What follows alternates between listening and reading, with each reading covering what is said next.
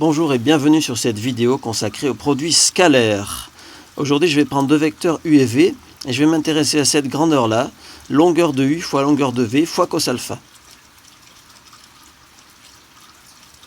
Bien, un petit rappel sur le cos alpha, une valeur qui va entre 1 et moins 1.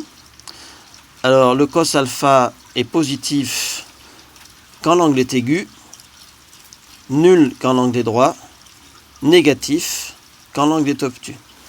On peut tout de suite faire une remarque, c'est que le produit scalaire de deux vecteurs sera positif quand l'angle entre les deux est aigu, négatif quand l'angle entre les deux est obtus et nul quand l'angle entre les deux est droit.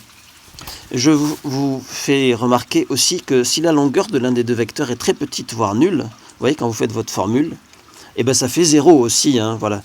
Le produit scalaire peut être nul quand l'un des deux vecteurs est nul, ou quand leur angle qu'il forme est droit. Sur cette figure, j'ai montré comment, lorsque je prends l'un des deux vecteurs, celui qui est oblique, là par exemple, je le multiplie par 2, genre 2 fois plus grand, UV devient 2 fois plus grand, évidemment, puisque l'autre côté n'a pas bougé, l'angle non plus. Pareil, si je multiplie l'autre côté par 2, mais maintenant si je multiplie les deux côtés par 2, c'est-à-dire U et V, je prends deux vecteurs 2 fois plus longs, le produit scalaire est 4 fois plus grand. Comme quand vous prenez une aire, si la longueur des côtés est multipliée tous les côtés par 2, l'aire est 4 fois plus grande. Bien, on va établir une deuxième formule sur le produit scalaire qui s'appelle formule des projections. Donc j'écris mon produit scalaire AB fois AC fois cos alpha. Et je sais très bien que AB fois cos alpha, c'est égal à AH. Petit rappel de Trigo pour les étourdis. J'ai donc une nouvelle formule pour mon produit scalaire, c'est AB fois AH. Je l'applique dans le cas où l'angle est aigu, voilà. Je l'applique dans le cas où l'angle... Ah oui, attention, le point, c'est le produit scalaire, le fois, c'est le produit entre deux nombres. Dans le cas où l'angle est droit, B se projette en A, donc AH, c'est nul, c'est cohérent. Et troisièmement, il faudra écrire moins AH fois AC, puisqu'on sait que le produit scalaire, là, est censé être négatif. On continue ? On continue. Maintenant, je vais appliquer cette formule de la projection dans 3 cas. Je vais calculer AB scalaire AC. Alors, pour calculer AB scalaire AC avec la projection, ça sera simple, mais d'abord, je vais faire avec les cos et les longueurs. Il faut se farcir toutes les longueurs et tous les angles. Donc, voilà les longueurs. Je vous laisse faire pause si ce n'est pas clair. La vidéo n'est pas consacrée au théorème de Pythagore, bien qu'on en parle beaucoup d'ailleurs. Je marque les angles. Pareil, là aussi, il faut savoir. Et maintenant, je vais calculer. Ici, avec la formule du cos, j'obtiens mes 3 produits scalaires, sauf le troisième évidemment, parce que je ne connais pas alpha. Avec maintenant la formule... Donc je vais très vite, vous faites pause, si vous avez besoin de prendre du temps, refaites les calculs et tout. C'est vraiment ça, c'est pas un exercice trivial, je veux dire, quand on débute dans le produit scalaire. Deuxièmement, avec les formules des projections, B je projette en H. Donc là, du coup, ça me fait 1 fois 1. Alors là, il n'est pas plus simple. Vous voyez, si vous n'aviez pas su que cos pi sur 4, c'est racine de 2 sur 2, grâce à ça, vous auriez pu le démontrer.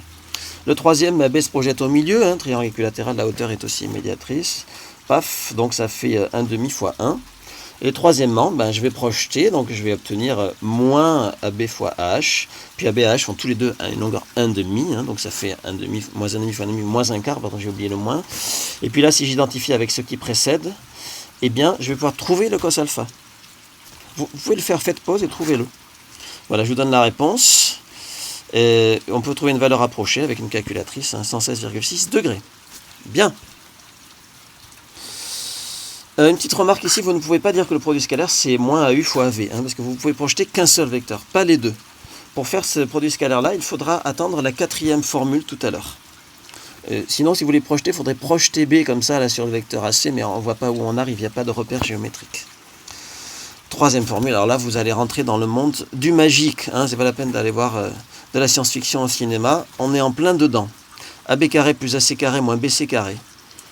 Ça tombe du ciel, voilà, vous allez voir pourquoi. Je m'intéresse à ça. Vous savez que si A il est sur le cercle de diamètre BC, le triangle est rectangle. Si vous ne le savez pas, c'est de la géométrie de 3e, ça s'appelle le théorème de l'angle inscrit, cas particulier. Dans ce cas, AB carré plus AC carré moins BC carré est nul. Et maintenant, regardez bien ce qui se passe. Si A il sort du cercle, AB et AC vont devenir grands, et BC ne bouge pas. Donc notre différence là va être grande, positive en tout cas.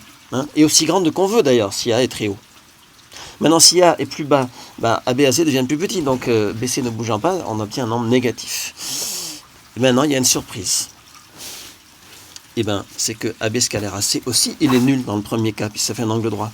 AB scalaire AC aussi, il est positif, puisque ça fait un angle aigu. Et d'ailleurs, si AB et AC sont aussi grands qu'on veut, du coup, l'angle alpha devient ricrac, hein, son cos tend vers 1, donc AB scalaire AC aussi peut devenir aussi grand qu'on veut. Et là, AB scalaire AC aussi est négatif, l'angle est obtus. Hein. Vous pouvez constater, c'est facile de voir que AB, la différence là, sera la plus forte, la plus négative quand A sera sur le segment BC. Et à partir de là, vous pouvez faire des calculs. Si ça vous intéresse, hein, vous prenez BA égale X, BC égale 1. Il faut regarder quand c'est qu'elle est le plus négative, cette longueur, hein, cette différence minimale. Et pareil pour le produit scalaire, vous verrez que c'est quand A est au milieu. Bon, ça, c'était une parenthèse, pardon, pour ceux qui adorent faire des maths, qui font des maths sur l'oreiller. Très bien. Bon, et bien alors maintenant, est-ce qu'il y a une corrélation? C'est-à-dire que le produit scalaire, est-ce qu'il serait égal? Est-ce qu'il y aurait moyen qu'il soit égal à quelque chose fois AB carré plus AC carré moins BC carré? Ça serait quand même tout à fait inattendu. Moi, je ne pense pas personnellement qu'il y ait un lien entre les deux. Mais on va regarder. Alors, il y a un gars qui a une idée. Qui s'appelle Euclide. Voilà, hein, il aurait pu me laisser le scoop, mais il ne l'a pas fait. Donc, je suis obligé de citer son nom, Monsieur Euclide, qui nous vient de la Grèce antique. Bien, AB scalaire AC le voilà, AB scalaire AC le voilà, donc je trace ma projection, hein, elle est derrière A, puisque j'ai choisi un angle obtus pour ma démonstration, donc AB scalaire AC c'est moins AB fois H, d'accord? Alors, on rentre dans le cœur de la démonstration. Bienvenue en Grèce antique, AB fois AH, figurez-vous que c'est l'air bleu. Vous le voyez? Regardez si je code. L'air bleu, c'est donc la petite largeur AH et la longueur, c'est AB. Voyez, et l'air verte, c'est pareil. Donc notre produit scalaire, déjà on peut le voir. Alors ça c'est bien quand on peut voir les choses. Regardez si j'amène A près de H, on va s'amuser un peu. Paf, il s'écrase d'un, le produit scalaire. Pourquoi? Parce que A se rapprochant de H, l'angle A devient droit. Puisque H c'est la hauteur. Donc on a vu le produit scalaire était nul dans ce cas. C'est pour ça que l'air bleu ou l'air verte diminue. Bon, et de l'autre côté, pourquoi là, le bleu et le vert ils s'écrasent aussi? Parce que AB devient nul, le vecteur nul. Donc le produit scalaire devient nul. Entre les deux, il y a un ventre où le produit scalaire est maximum, hein, au milieu. Alors maintenant, je vais laisser A par ici pour faire ma démonstration. Démonstration, voilà, j'espère que vous allez aimer la géométrie après ça. C'est parti, je m'intéresse à AB carré plus AC carré moins BC carré, et nous, on va le voir. Tout ce qu'il faut pour le voir. Et bien figurez-vous que AC carré, paf, triangle rectangle orange. H carré plus HC carré. Bon, ok, c'est bon? Vous avez peut-être déjà vu des jeux dans les livres pour enfants, là où on dit combien il y a de triangles dans cette figure. Vous voyez, voilà, ici il y a deux triangles, il y a AHC et il y a BHC. Donc là on vient de s'intéresser à AHC. On va attaquer BHC. Alors AB carré c'est le grand jaune. H carré c'est le petit jaune. H carré moins BC carré c'est le rouge. Pourquoi? Parce que vous faites Pythagore dans HBC. Vous voyez? Quand vous faites HC carré moins BC carré, ben ça fait moins HB carré. Réfléchissez bien, faites pause si c'est pas clair, mais il n'y a pas de raison. Hein. C'est vraiment Pythagore direct, écrivez sur un papier, faites ce que vous voulez. Par conséquent, AB carré plus AC carré moins BC carré, c'est le grand jaune plus le petit jaune moins le rouge. Et alors, c'est quoi ça, le grand jaune moins le petit jaune plus le rouge? Qu'est-ce qui reste? Imaginez que vous faites à l'envers, vous faites le rouge moins le grand jaune moins le petit jaune. Ben, il reste la somme du vert et du bleu. Donc, si vous faites le grand jaune plus le petit jaune moins le rouge, ben, il reste moins le vert plus le bleu. Il reste donc le double du produit scalaire. Parce que le produit scalaire, c'est le bleu ou le vert. C'est magique. AB carré plus AC carré moins BC carré, figurez-vous, c'est le double du produit scalaire. Si vous me dites que les maths, c'est pas extraordinaire, je ne vous croirai pas. On a notre troisième formule. Alors maintenant, on se dépêche pour terminer cette vidéo. Donc, un petit rappel sur les vecteurs quand vous avez U et V, deux vecteurs. Ça, c'est la somme. Hein. Vous voyez, j'ai l'art de tracer les vecteurs bien droits.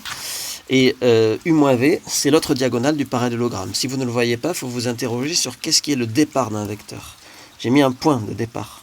À partir de ce point de départ, je fais U, je fais moins V. Et donc, voilà, U moins V, quoi. Alors on va en avoir besoin ici. Ben parce que tout simplement je vais appliquer ma formule et je vais en avoir besoin pour BC. Hein. BC, ce que je viens de dire, c'est la diagonale du parallélogramme qui représente U moins V. Et alors ça, on en a besoin pas pour faire joli, hein, parce que moi j'adore les petits U avec les doubles barres autour. Non, on en a besoin pour notre quatrième formule. Alors c'est parti, maintenant concentration, hein. Séquence conclusion. Voilà les coordonnées de U et de V. Voilà U carré, V carré en norme. Hein, ça c'est le théorème de Pythagore classique sur les vecteurs. U moins V, le voilà. Je calcule sa norme au carré. Paf, paf, paf. Et maintenant je vais appliquer mon énorme formule avec le 1,5 devant. Vous êtes prêts? U scalaire V, 1,5 de paf. C'est U plus paf. C'est V moins truc. C'est U moins V. Je vais développer identité remarquable. Vous voyez, la première identité remarquable, regardez bien. Alors, il y a un problème parce qu'il y a un signe moins devant, donc il ne faut pas s'embrouiller dans le signe moins quand vous développez votre A moins B au carré. Ok? Je vous encourage encore une fois ça, à arrêter tout de suite à prendre un papier, à finir le calcul. Hein. Vraiment, c'est instructif. Hein. Pardon, j'ai fait une petite erreur, j'ai mis un Y carré à la fin, je ne sais pas si vous avez vu, je pense que vous ne l'avez pas vu. Tant mieux parce que c'est rectifié dans 2 ou 3 images. Et donc maintenant, tout se simplifie, tous les carrés s'en vont, en tout cas. Ouais, c'est rectifié. Du coup, il ne me reste plus qu'à simplifier le 1,5 avec les deux qui sont là, en facteur. Et mon produit scalaire, je viens de démontrer que c'est x plus y prime. Voilà, hein. Les coordonnées cartésiennes, on les doit à M. Descartes. Et la démonstration d'Euclide, on la doit à M. Euclide, hein, les Grecs. Donc vous voyez, on a un peu voyagé dans le temps pour établir l'équivalence entre plusieurs formules du produit scalaire. Je termine en faisant une synthèse. Donc ça, c'est la formule trigonométrique, on va dire, avec le cos. Donc elle demande de connaître les longueurs des vecteurs et l'angle. Ça, c'est la formule de la projection. Demande d'avoir des repères sur la figure pour projeter. Ça, c'est la formule de Pythagore généralisée qui marche quand c'est pas droit. Hein, on appelle aussi Al-Kashi. Et ça, encore un voyage dans le temps. Al-Kashi, hein, 8e, 9e, 7e siècle, toute cette période-là, très féconde aussi. 4e avec les coordonnées. Hein. Voilà, donc là, vous avez une fresque historique sous les yeux, en quelque sorte. Vous voyez, c'est quand même assez merveilleux, juste avec des vecteurs. Je reviens sur l'exercice dont on avait parlé. Donc je vais mettre un système de coordonnées, je vais le centrer en A, parce que je centre le système où je veux. Hein. Et je vais dire que V c'est à 1,5, U c'est à moins 1,5, B c'est sont la ordonnée 1. Donc là pareil, hein, vous faites pause si vous voulez, vous calculez les coordonnées, vous vérifiez. Et vous calculez le produit scalaire AB à C. Ensuite vous calculez la longueur AB, la longueur AC, vous calculez le produit scalaire avec la longueur et avec un cos alpha inconnu. Et vous allez trouver l'angle alpha. C'est un exercice. Hein, voilà, je marque la réponse. Paf, paf, paf, les longueurs. L'angle alpha, 53,13 degrés. Et j'arrête cette vidéo sur cette magnifique fresque encore une fois. J'espère que ça vous a plu. Et je vous dis à la prochaine vidéo.